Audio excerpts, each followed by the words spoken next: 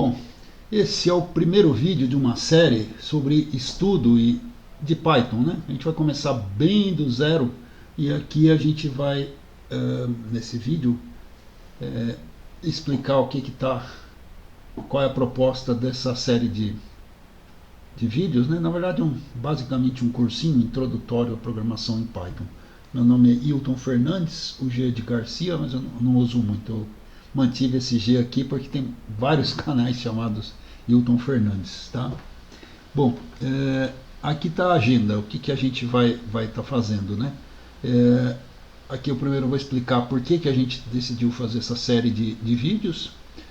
Vamos mostrar a abordagem, né? Tipo, didática, pedagógica, sei lá, do que a gente vai estar tentando fazer. Vamos falar da estrutura dos vídeos, como eles vão estar organizados. E um ponto muito importante é a disponibilidade, tá? As coisas não vão estar limitadas ao que está aqui no vídeo, né? A pessoa não vai ter que ir lá e parar o vídeo, copiar o código e tal. Naturalmente pode fazer isso, mas vai estar tudo disponível, o vídeo, a apresentação, os códigos, num repositório do GitHub, aliás, desculpe, do GitLab. Bom, e essa apresentação aqui é mais uma visão geral, né, como tem quase todo o curso, uma visão geral do que vai ser feito, mas não pode terminar sem um aperitivo, né, uma ideia básica do que a gente vai estar fazendo. Bom, a motivação é a seguinte: tem muita gente hoje programando e não se considera, e na verdade não é, programador profissional. São pessoas que usam, por exemplo, o Python, que é uma linguagem de espectro amplo, que dá para fazer muita coisa com ela, para fazer arte, para fazer cálculos em data science, coisa assim, enfim, tem muita gente usando.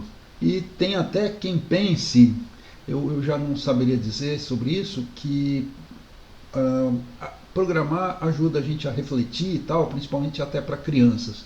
Bom, mas essa é uma outra discussão. A gente vai estar usando Python, que é uma linguagem muito fácil de ser aprendida e usada.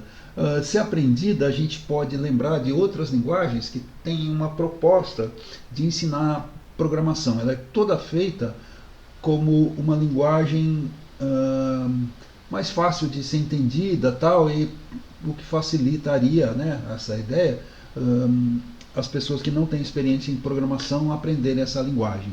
Bom, eu acho isso válido, tem coisas interessantes, só tem um problema, que inclusive está nessa palavra aqui usada. Muitas dessas linguagens, elas param aí mesmo, você aprende o mais básico e com ela você só tem o mais básico.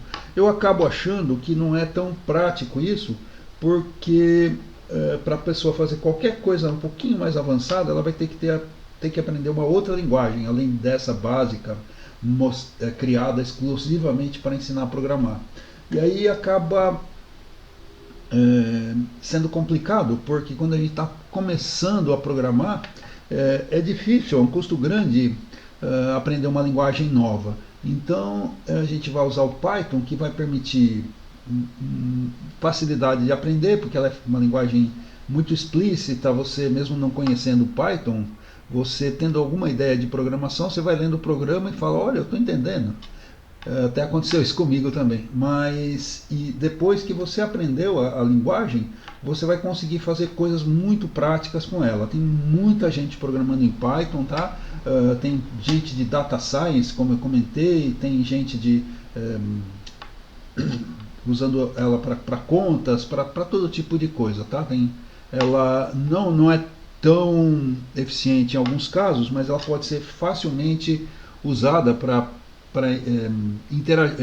usar pedaços de código escritos em outras linguagens, tá? É como mais ou menos um menino pequenininho que às vezes arranja briga com gente maior do que ele e na hora da briga ele chama o irmão mais velho dele, um amigo fortão, e resolve a briga. Mais ou menos isso. O Python não resolve todos os problemas do mundo, mas ela interage facilmente com outras linguagens que acabam compensando os limites dela, tá? Tudo tem limites, né? E como eu falei, ela é uma linguagem amistosa. Bom, uma outra coisa interessante é que a gente vai tentar abordar as dificuldades técnicas conversando sobre conceitos, né, que vão começar intuitivos e vão indo, aí a gente chega na linguagem, no problema técnico.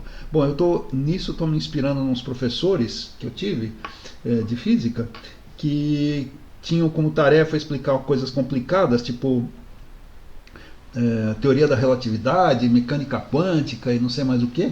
E aí eles começavam com exemplos bem simples, bem conceituais do dia a dia. Aí eles traziam o conceito mais geral e dali a pouco você conseguia entender aquela questão mais técnica, mais avançada, né? Seria como a gente começou a estar aprendendo a nadar, o pessoal vai explicando direitinho, vai fazendo, e daqui a pouco a gente percebe que está nadando num lugar fundão que já nem dá mais pé. E é mais ou menos isso. A gente vai tentar se inspirar no exemplo desses grandes professores de física, por exemplo, o professor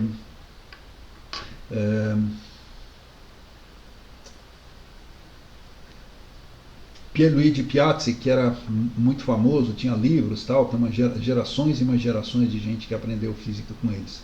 Bom, e uma outra coisa é que a gente vai, como eu falei, vamos começar do zero. A gente não precisa de ter muita experiência anterior com programação, tá? Não precisa ter nenhuma, na verdade, essa é a ideia. A gente vai tentar começar realmente do zero e com essas ideias de conceitos, tal, vamos trazendo questões técnicas das linguagens. O que vai ser importante nesse curso, né, nessa sequência de vídeos, é ter vontade de aprender, né, não ter medo do novo.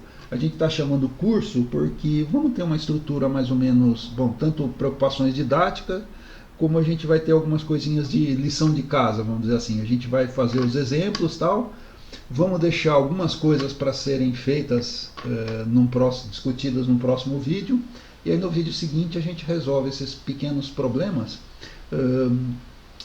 de uma forma possível. Na verdade, uma coisa importante de programação é que tem várias e várias formas de resolver problemas, tá? Principalmente à medida que os problemas vão ficando um pouquinho mais complicados, tem muitos jeitos diferentes de fazer as coisas. A gente vai apresentar uma ou talvez duas coisas aqui, formas de se fazer, mas não se esgotam nisso, tá? Ok.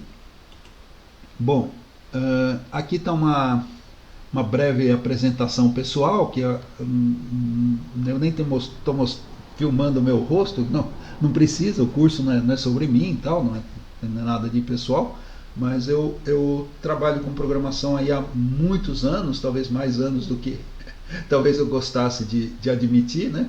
Mas eu comecei basicamente na década de 80, no século passado ainda, né? E no final da década de 80. E aí eu já passei por várias tecnologias, tá? De hardware, de software. Eu trabalhei muito tempo como mão de obra terceira, então também estava em várias empresas, em vários ambientes diferentes, e eu, apesar disso tudo, desse tempo todo, eu ainda gosto muito de programação e espero conseguir passar esse afeto pela programação, tal, esse interesse, para quem estiver assistindo esses vídeos e eventualmente fazendo esse curso.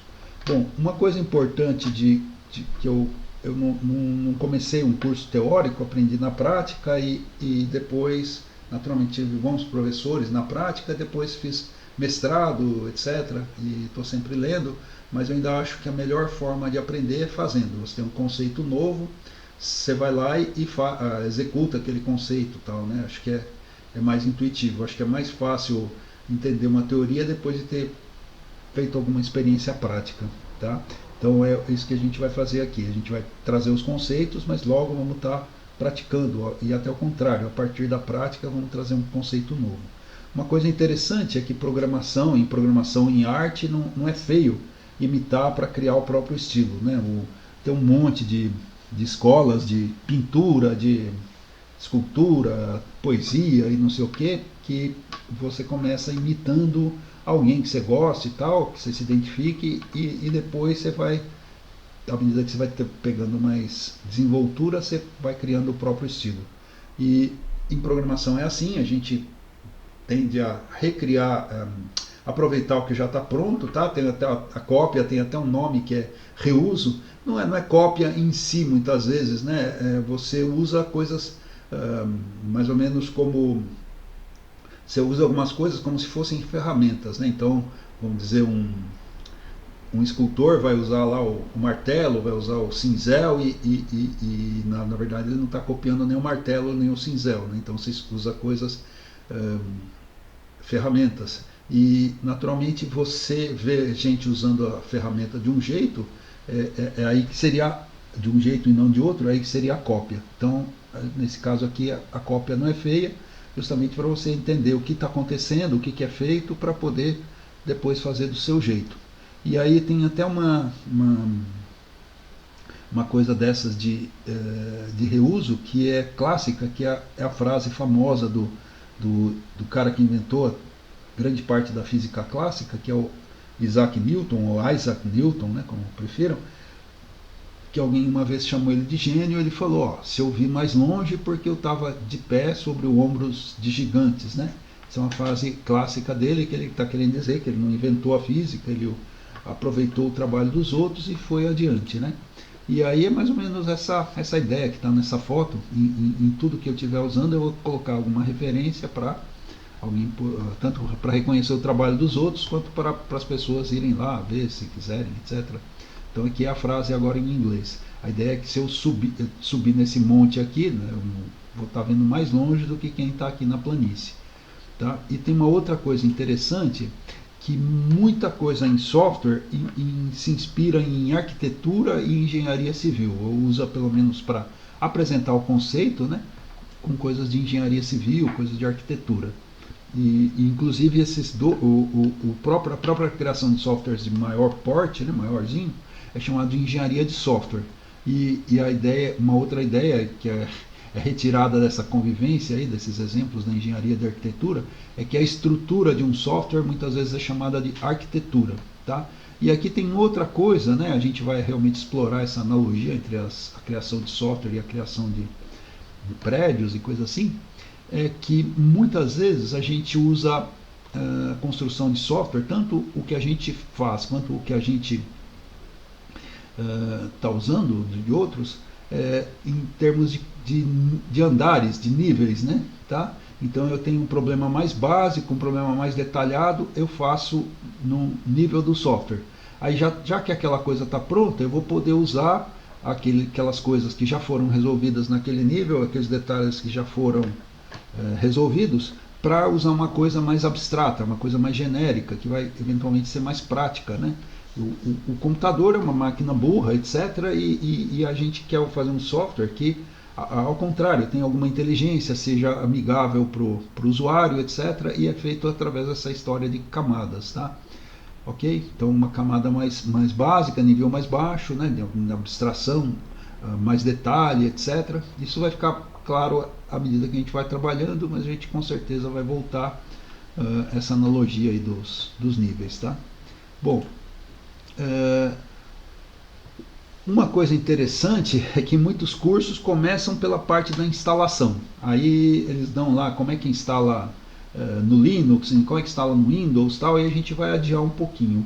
Porque instalação às vezes é meio chato, muito detalhado, tem muitas variáveis, mas é bom para a gente restringir um pouco essa parte, assim, não tão nobre, não ligado exatamente com programação. A gente vai primeiro esperar chegarem as pessoas que estão acompanhando o curso e saber o que elas usam, que sistema operacional, que ambiente e tal, para a gente escolher alguma coisa que seja relevante para elas, tá?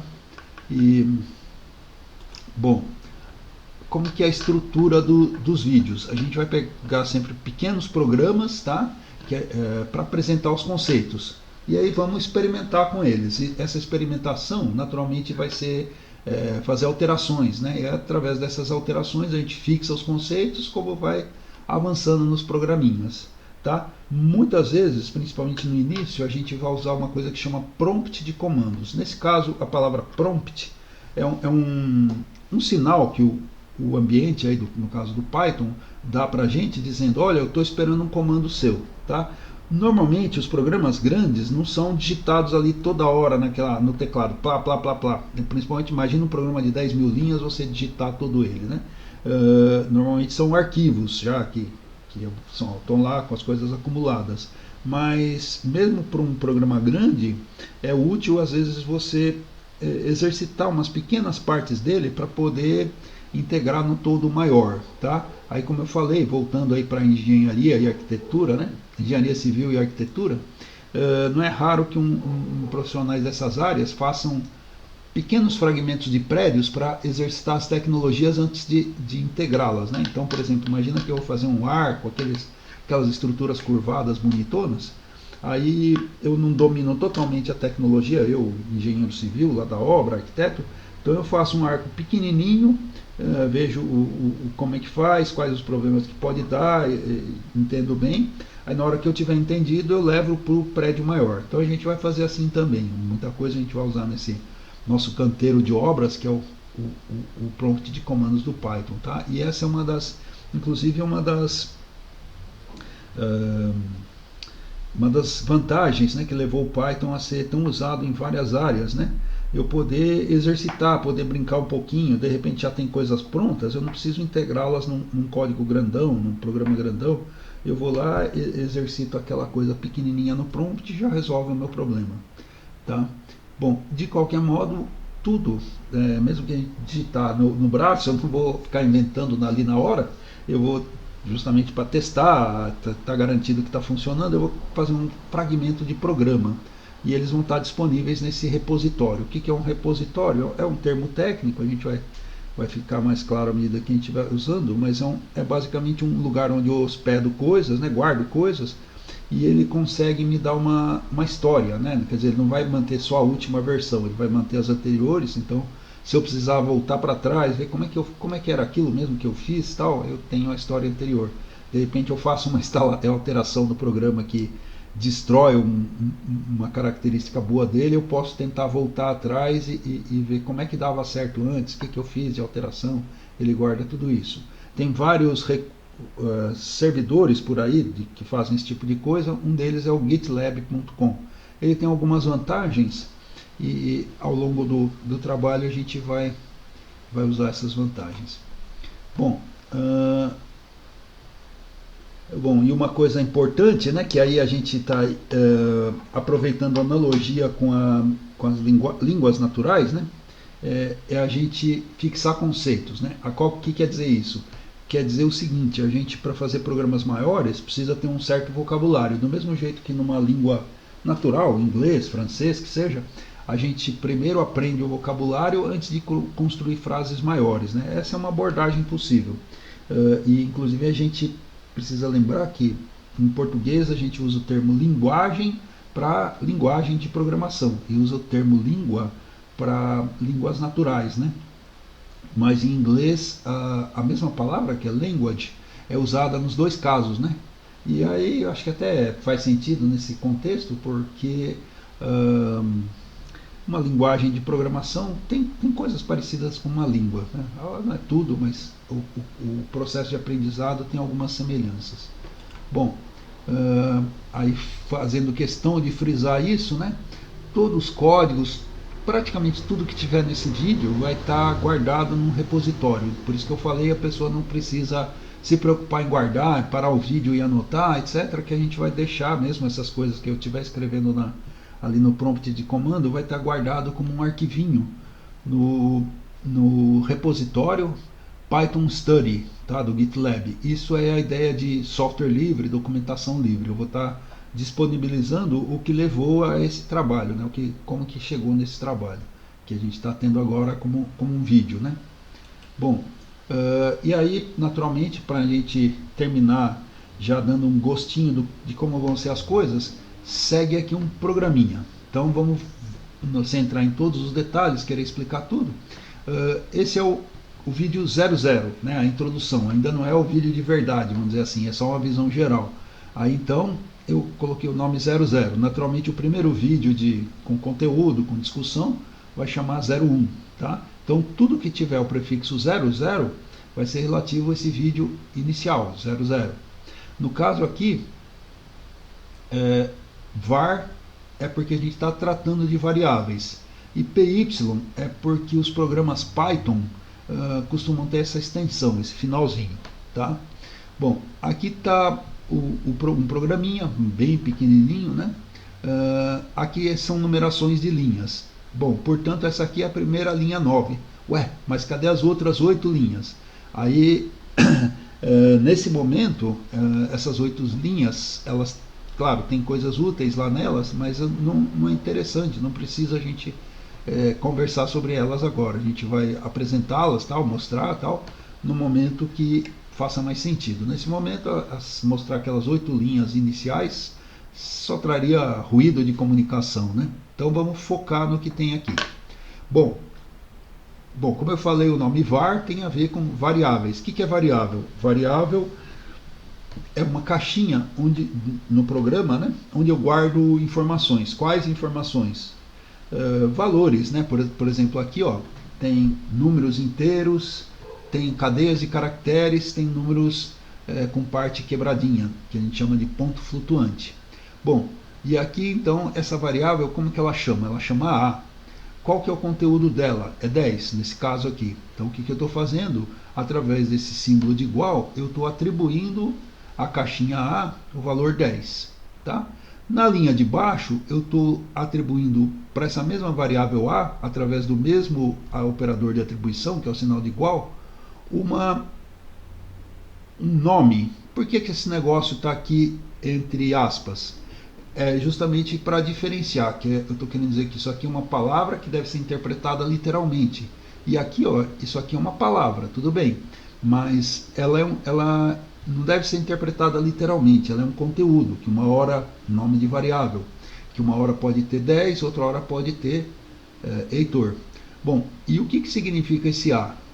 Bom, eu imagino que tem algum contexto em que A signifique muita coisa. Nesse caso aqui, desse pequeno programinha, a resposta sincera é não significa nada. Inclusive é um mau nome e um mau tratamento. Uma coisa boa, uma coisa interessante do Python, diferente de outras linguagens de programação, é que eu consigo usar a mesma caixinha que contém informações para informações de tipos diferentes. Aqui está uma informação do tipo inteiro e aqui está uma informação de um tipo que o pessoal chama de cadeia de caracteres ou string. Tá? Então é mais ou menos como eu estivesse comprei uma caixa de um sapato, né, veio dentro de uma caixa, aí eu cheguei em casa e falei, essa caixa vai ser útil para eu guardar minha coleção de gibis. Então eu estou usando a mesma caixa onde veio um sapato para guardar gibi. Ou história em quadrinhos, né, ou comics, que nem o pessoal está falando hoje em dia. Então em Python eu consigo fazer isso, reusar as caixas consigo facilmente, na verdade, para conteúdos de tipo diferente, tá? Não é uma ideia boa e muitas vezes, né, e pode gerar confusão. Por exemplo, aqui eu tiver num programa grande, eu vejo essa letra A, essa variável A, né, com o nome A, eu falo, mas o que é isso? O nome não diz nada. E de repente uma hora do programa eu estou colocando um número inteiro, outra hora eu estou colocando um nome, o programa vai ficar mais difícil de entender.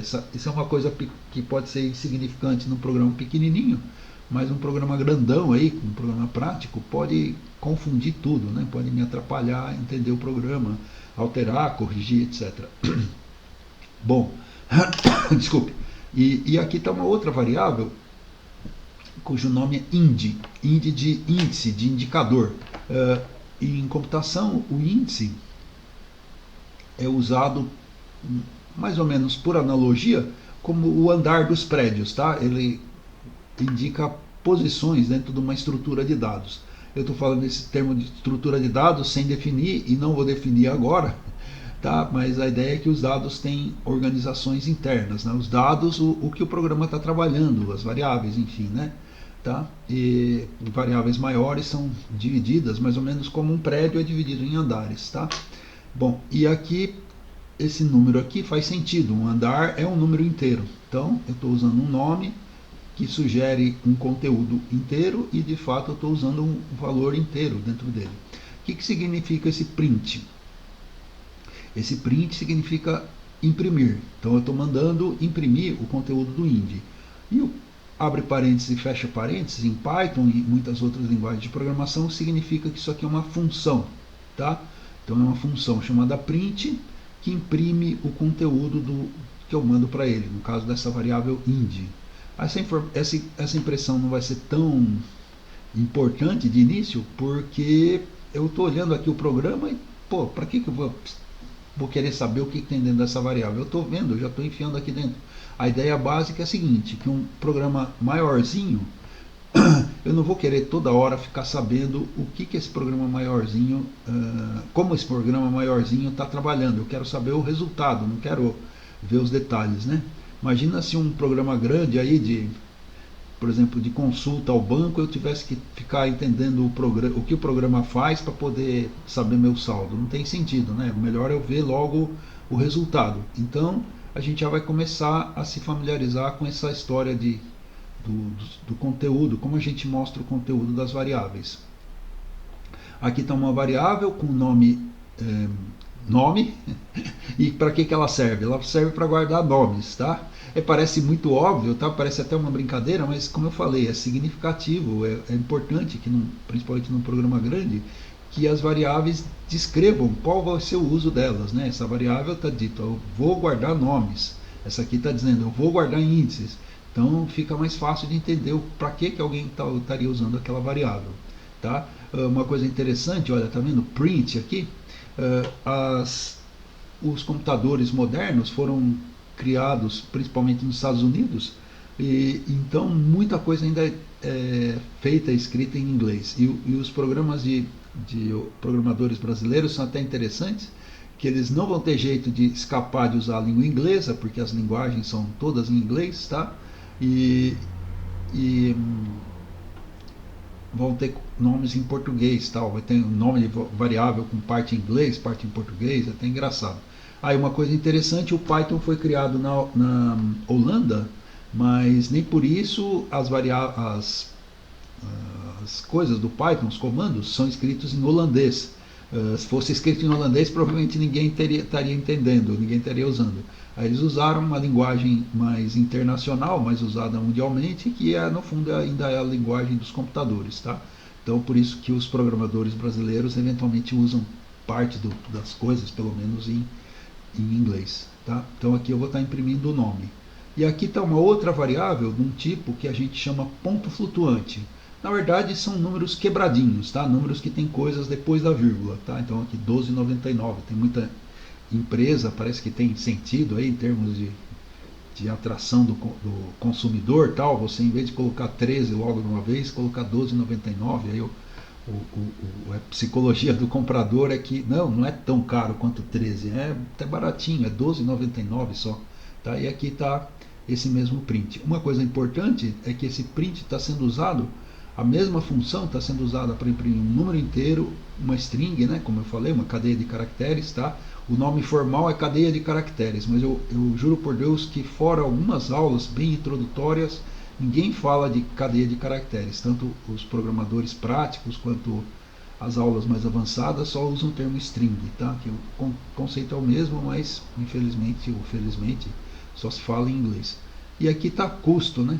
Então, essas coisas que mexem com dinheiro, etc., acabam precisando dos quebradinhos para colocar os centavos. E então esse print está conseguindo imprimir coisas totalmente diferentes, tá? Isso vai ser interessante, de tipos diferentes, né?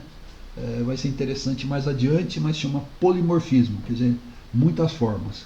Tá aí eu rodo o programa, que eu não vou mostrar, que a gente já está terminando, né?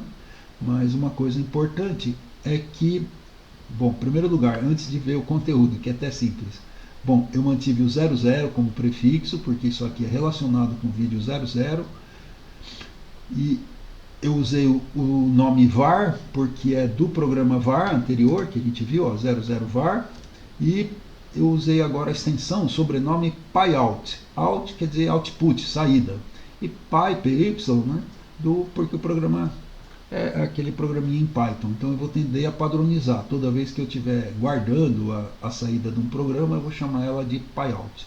E aí aconteceu o que era de se prever, né? Até redundante. Imprimiu o 10, imprimiu o Heitor e o 12,99. Aqui uma coisa interessante é, pô, cadê as aspas? A ideia é a seguinte, eu uso aspas no programa para diferenciar esses dois tipos de variáveis, esses dois tipos de palavras, desculpa. A variável, que pode conter coisas diferentes. E outro que se chama de literal. O Heitor não tem variável, o Heitor é isso aí, é o que está escrito aqui, tá? Então também chamado de literal, ok? Bom, é isso. Bom, por enquanto é só. Espero que tenha dado uma ideia geral do que vai ser o curso e ainda esse aperitivo realmente tenha aberto o apetite para a gente fazer novos vídeos, discutir novos conteúdos. Muito obrigado por enquanto e até breve.